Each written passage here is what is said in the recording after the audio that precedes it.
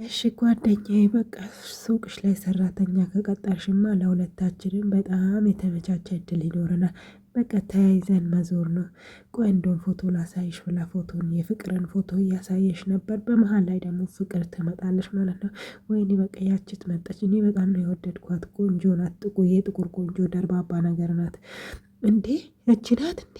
ወይኔ ትተዋወቃላችሁ? አዎ እንተዋወቃለን። በጣም ሌባና ሞላጫ ሌባ ናት።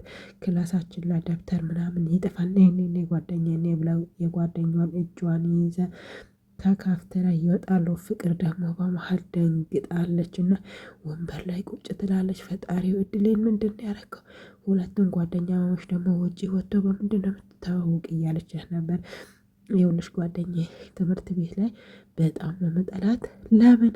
በቃ ጠላት አለው። ግን ለምንድን ነው የምትጠያት? አትናገርም።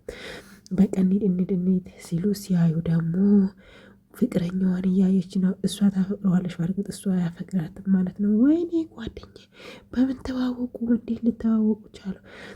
ፍቅር ለምንድን ነው ወደዚህ የመጣሽው? ቆይ አንተ ሰውዬ እየተከታተልከኝ መሆኑ ነው? እየተከታተልኩሽ ግን አይደለም። በቃ ውጭ እንውጣና እናውራ ተባባሉ። መናፈሻ ቦታ ወጡ። ቆይ አንተ እየተከታተልከኝ ነው? ምን እያደረግክ ነው? ቆይ እየተከታተልኩሽ አይደለም። ካፍቴሪያ ገብተሽ ስትቆይ በቃ የሆነ ነገር ያጋጠመሽ ብዬ ገባው። በቃ ይሄንን አሳምንት ካልሰራሽልኝ አላቅሽም። በቃ ሁሌ ነው መከታተልሽ ምናምን ይላታል። እንደውም እኔ ከአንተ መላቀቅ እፈልጋለሁ ብላ አሳይመንቱን ትሰራለታለች። በሌላ በኩል ደግሞ ሌላ አፍቃሪዎቹ እንግዲህ በነገራችን ላይ 10ኛ ላይ እና 12 ላይ በተለይ ደግሞ 9ኛ ክላስ ላይ ሴቶችም በቃ ፍቅር የሚባል ነገር የሆነ እንደ በሽታ አይነት ነገር ነው የሚይዛቸው። አንዴ ሴትን 3 ሰው አፍቅሮታል። በተቃራኒ ደግሞ አንድ የሚያፈቅራት ልጅም አለ ማለት ነው። እዚህ ጋር ደግሞ አቤል የሚባለው እሱም አፍቅሬያታለሁ ብሎ እንግዲህ ቀላቀላው እያለ ነው። በመሃል ላይ ደግሞ የቅድሟ ጓደኛዋ ትደውላታለች ተብላ ማለት ነው። ወዬ እንዴት ነሽ? በቃ ላገኝሽ ፈልጋለሁ ምናምን ይባባላሉ። በሌላ መንገድ ደግሞ ጄስት ጓደኛ ነው። አንድ ትምህርት ቤት ነው የሚማሩት እና እያጠነ ነበር። ቀልቃላዋ ደግሞ መጠችላቸው። ቆይ እኔ የምለው ከፍቅር ጋር ስትሆንና ከኔ ጋር ስትሆን ምን አይነት ስሜት ይሰማሃል? ትላና ትጠይቀዋለች። ግን እሱ ከዚህ በፊት በ7ኛ በ8ኛ በ9ኛ ክፍል አካባቢ በጣም የሚወዳት ልጅ እንደነበረ እና እሷን በጣም ቆንጆ ጸይም በጣም የምታምር ሽሮና የድንች ወጥ የምትወድ እንደዚህም ደግሞ የሆነ ሰማያዊ ነገር የምትወድ ይነግራታል። በሌላ መንገድ ደግሞ ፍቅርና አሰሪዋ ተገናኙ።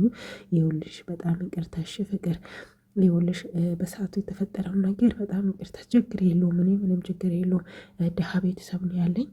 እኔ ደግሞ ከቤተሰቦቼ ምንም ሳልፈልግ አስቤዛዬን ያለውን ነገር የቤት ክራይን እንትን እያልኩ መማር ነው የምፈልገው ብሎ ይስማማሉ። በሌላ መንገድ ደግሞ ሌላ አፍቃሪዋ ደግሞ ወደ ቀልቃላዋ ጋር ይመጣል ማለት ነው።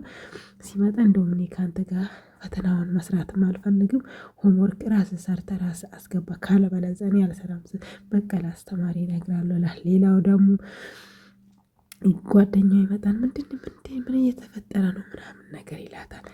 ከዛማ በቃ እኔ ይሄ ብርክ ነው እሺ፣ ባለፈው የሰጠኸኝ ብርክ ነው ምናምን ትለዋለች። ከዛ በሌላ መንገድ ደግሞ ፍቅርና ቃልቃለዋ ተገናኙ ማለት ነው። አንቺ ልጅ የእሱ አጠገብ ብትደርሺ ማለት ነው፣ እውነቴን ነው የምልሽ እገልሻለሁ እያለችን ሳታስበው ከኋላ እሷ የምታፈቅረው ልጁ መጣ ማለት ነው። እሷ ታፈቅረዋለች፣ እሱ ግን አያፈቅራትም ይመስለኛል። ከዚህ በፊት እሱ ፍቅረኛው ነበረው። ያችን ሴት ነው ሊያገኛት የሚፈልገው። በጣም እያለቀሰችና እየጮኸች ጎዳና አጠገብ ላይ ቁጭ ብላ ነበረ። ጓደኛዋ መጣች። ጓደኛዬ ምን እየተካሄደ ነው? ይኸውልሽ እንዲህ እያወራው መጣብኝ። ከዚህ በኋላ ምንድን ነው የማደርገው? ተረጋጊ